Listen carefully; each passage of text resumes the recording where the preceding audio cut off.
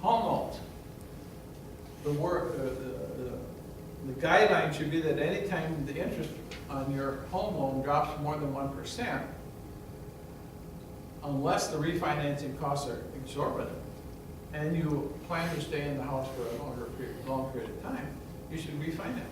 You should need to get that interest rate down as far as you can. Even if you have a goal of paying off your loan in a short period of time, you shouldn't necessarily send those payments to the bank. You should look at investing the difference, and then at a point when you've got the money, go ahead and invest it. So in this case here, assume you got a $150,000 4% 30-year loan, payment is $715. It was going to take you 30 years to pay it off. But let's say you're willing to spend $1,000 a month. So if you sent that money to the bank and reduced the payment by that $1,000, you'd be able to drop it down to 17.5 years. If on the other hand, you'd taken that extra $285 and put it in a separate account that would average 10% return per year, you'd be able to retire it in 14 years. So Barb and I have a significant loan still on our house. Barb would like us to be debt-free at some point. Not necessarily one of my goals, but anyway. On the other hand, less than 4% interest in this market is very attractive. So Barb is taking what it takes to pay off this loan in 10 years, even though it's a 15-year loan. She's putting the extra money into a bank account. And An of course, investment account. an investment account. And obviously the past year or so has been very good. What have you been averaging? 30% or something. 30% return on her money. So we're going to be able to pay that loan off way before the 10-year time period. But you don't send the money to the bank to do it. You take it and invest it. It's the same as if I went to the bank and says, I want $100,000 at 4%, and I'll give it back to you in 10 years. And I'm going to take the $100,000 and put it in the bank or into an investment account that's averaging 10%. And then once I reach the amount to pay them off, I pay them off, and then the rest of it is my profit for doing it. Some people, if they want to be aggressive, you can do the home equity thing and take the money out and invest it in the market. It's a little more risky. You got to kind of evaluate that and see if you really want to be in that position. Some people would maximize it. And this is where the risk-adjusted part comes in to play. Okay. I'm glad So- you're showcasing marital differences.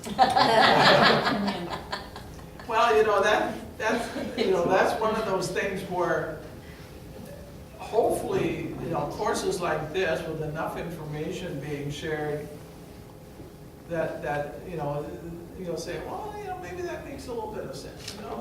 And maybe after a few more times of hearing something like that, there'll be a point where you become comfortable. If you don't, you shouldn't do it.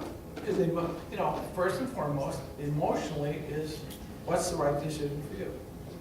And that has to be, in marital situations or partnership situations, conflict isn't as important as unity and positive feelings, So, even though it may cost a little more financially, there may be other benefits to doing that. So I would never say to a group or a couple or that, because if logic was the way we made all these decisions, we wouldn't have this problem to start with. So this makes logic to be done. It's emotions. So we have to decide what emotionally feels the best in a husband-wife situation or a partnership situation. The big picture is more important than the short one, the small one for the money. The other thing is, a home is not an investment. Most of the people that lost their homes in the last go-around were not buying it just to have a roof over their head. And, you know, I have to fault the mortgage bankers here too. And I was a financial planner, certified. I go to these international meetings once a year. In 1998, 1997, somewhere in that time period, financial planners are always looking ways to make more income for their business, you know. And so, you know, we got mutual funds that are now down to almost zero what they would pay for commission. Then you got annuity contracts are down, they weren't paying too much. So there was, you know, the resources for commissions and stuff were. So now, at that meeting, there are people coming and saying, you need to sell mortgages. What's wrong with this picture? Selling mortgages? And it hit me wrong from the day one, and it's been reinforced over and over again that buying and having people maximize the amount of loan they can get. In other words, I don't know if you've heard of adjustable rate mortgages, which are usually set for a fixed time period. They would say, okay, this is only a 3% adjustable rate mortgage, you know, and it's gonna last for 5 years before it ever adjusts and stuff like that. Well, that's okay if the reality is you can deal with what happens 5 years later. Now, adjustable rate mortgages at 3% when the going rate for mortgages was 8% or 9% is good. Because anytime you can change, you know, borrow at 6% less than what the market is, that's a good deal. But you keep watching it, you know, and if interest rates are at 9%, what direction are they normally probably gonna go? Down. So you just watch it.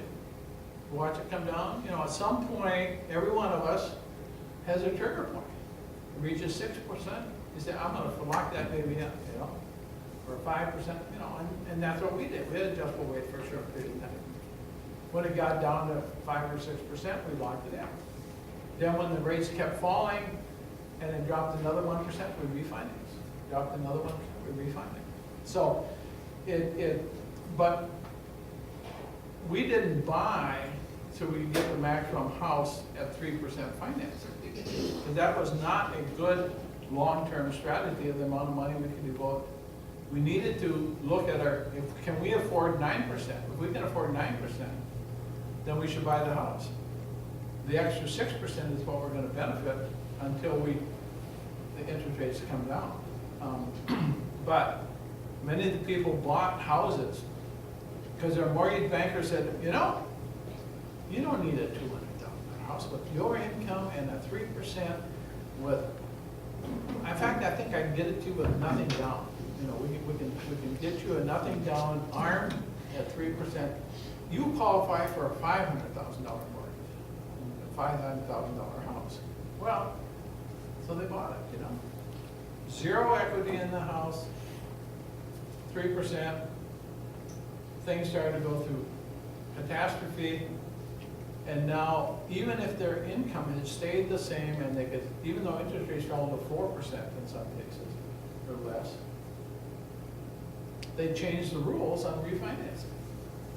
So people who would normally have been able to qualify with the new financing because of all this shenanigans that was going on, couldn't get a new loan, even at the same or similar low rate, because they had no equity, and they decided that now you need to have twice as much income in order to get the same loan.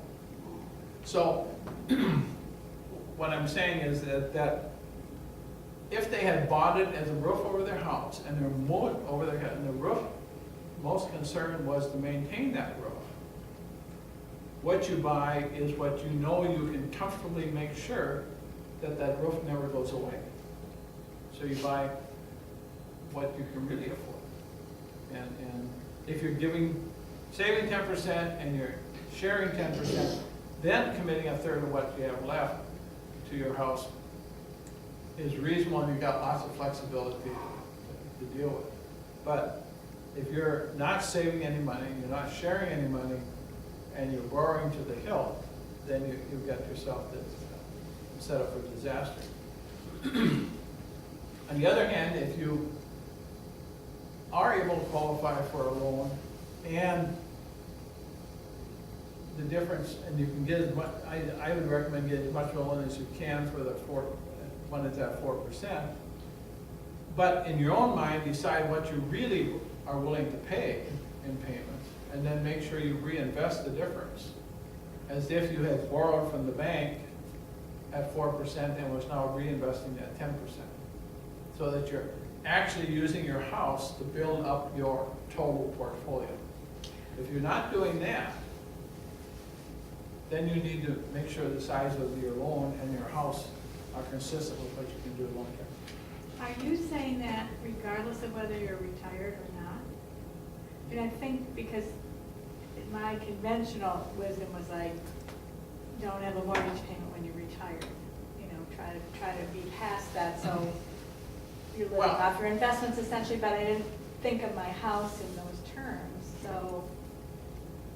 Well, I think the question you have to ask yourself is, are the rest of your assets at the level you want them? In other words, your retirement assets and your non-retirement assets at a level that you can live the way you want to live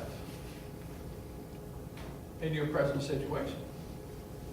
In other words, if you have fully funded and you've got more retirement, you know, as a friend of ours one time forgot to apply for Social Security. Oops. Because she'd retired on a teacher's income, and I've had 2 or 3 of those. The teacher's income after retirement of teaching 30 to 40 years, or 35 years, whatever the minimum was, their income from the retirement system was twice what they were making before they retired. In other words, they have fully funded that retirement so much during their lifetime, and of course, I'm talking about single persons, so they didn't have family raising obligations and stuff. So when they retired, they actually had more money than they'd ever had before in their life. And a person like that, being debt-free and you know, making sure you have no other obligation, fine, you know, that's perfect. On the other hand, if you got somebody who was used to living on, let's say $40,000 a year, and if you did the math on your retirement account and Social Security, and you're coming up at $28,000 and $30,000, and you've got a $10,000 gap, then the question becomes, do I need to build my assets some more? And if the question is, yeah, maybe, then borrowing at 4% and investing at 10% gives you a chance to build up some more assets. But I mean, the other thing is, what works today for you, and this is probably the key ingredient, may not work for you 40 years from now. And you could still be here taking up oxygen and stuff. Not likely. Only breathing though, having no fun. Barely thinking about it. But that's where retirement has changed, you know. You can't, there is no magic to saying, you know, when I hit 65, if I've got this amount of assets, if any of that is fixed, and you'd have to say Social Security, although it keeps up with inflation, is almost fixed. And if you've got other retirement stuff that is not tied to inflation, or is not going to give you a boost, because you know the reality is retired people's inflation level is higher than 3%, because medical costs and other things tend to boost that. You know, medical inflation has been, I don't know, 8 or 10%, you know, and some of these medical insurance and stuff like that. And then there's also, you know, what did you work your whole lifetime for? You know, did you want to travel? Did you want to do a hobby? Did you want to do all that stuff? So all of that has a cost. And if doing the math on your assets, the day you retire says, you know, I've got $4,000 or $5,000 a year extra from what I need, then probably you don't need to look at the home loan thing. On the other hand, if you're saying, you know, I'm spending just about every dollar I've got at my disposal without dipping in to the retirement plan or some other stuff, then you want to take a look at, you know, is the risk of borrowing money against my home, I mean, if you use good conservative investments that are averaging 10%, the worst case scenario, long-term, and I'm taking 5 or there's cycles, everything goes through a cycle 4 or 5 years is what the market does. So let's say if you look out 5 to 7 years, you put money in today, and the worst case was it was the same amount of money 5 years from now, you're no worse off, you're no better off. But if it's gone up 10% per year, and we'll talk about the rule of 72, where money doubles every 7.2 years if you're earning 10%, 7 years from now, you got twice the amount of money that you had before. And now you can say, well, I'm gonna take half of that and pay off my loan, and the other half is now extra money that I got to do other things with, you know. So, that's Okay. kind of the process you have to go through. Doesn't it kind of come back to that emotional thing, like in your situation, it's kind of a good deal to keep 4% money hanging out there because it's cheap versus a psyche that says, I want to be debt free. You know, so it's just, it kind of comes back to how you feel about it again. Yeah, I mean, the good news for us is that I haven't screwed up too many times, and so she's gone along most of this, you know. And so, Or she's really in charge. I mean, we could do a long seminar on part of the educational process, and that is where we are today, but the reality is, you know, I started out in real estate, you know, one time. My goal in real estate investment was 100% return per year. That was the goal. I wanted to double my money every year. And I did for 3 or 4 or 5 years, but then we had the real estate meltdown in the early 80s, and a lot of things went to pop and stuff in that range. So, you know, and I never lost big money in real estate. I did lose it in some other areas. But anyway, so, but all of that is a part of the risk tolerance, you know, Oh, and, there you go, that's. you know, there's, you know, and I, even today, in my mind, I could lose everything and say, oh, you know, it'd be inconvenient, but I guess I'd just go back to work, you know, and I'll have to crank up that real estate, or that estate planning practice and bring in some more money, and maybe I'll have to rent an apartment or something, and so, you know. It's, you know, it's a worst case scenario, but it's, to me, it's not a bit, you know, sure, I'd hate to give up some of my toys, you know, get rid of my ATV and some other, you know, but it's, you know, that's where I'm coming from. You know, I always look at things as the worst case scenario, and a lot of times I look at it and say, you know, heck, that's not that bad, you know, so. But don't you think I've seen things that say there's a difference between the way men look at risk and the way women look at risk. And Oh, yeah, women no will take- question, absolutely. A woman will take more And studies are, women are way more conservative, and women are way more concerned about, in the case of children, education and getting them to grow up, and in the case of their own selves, safe money and stuff like that. So, yeah, most of the people that lose money in the Ponzi schemes are not women. You know, it's usually men. You know, women may have lost it as being a partner to what happened, but you know, men unfortunately were the ones that, you know, bought into this. Oh, this is guaranteed, da da da da, you know, stuff like that. But even in terms of taking a commission job where they're in interest, where you could earn higher, a woman would take a salaried job because it was a more secure situation. And men will take the commission job. I think that's changing a little bit. I think some of the younger women you'll look at are more risk tolerant or ability to take more risks in that area. You know, those of us who grew up as traditionalists or family traditionalists or children of traditionalists and stuff have a different perspective on that. And so, but you're right, the men are the greatest hazard to financial well-being for most people. So we can do well too. I mean, sometimes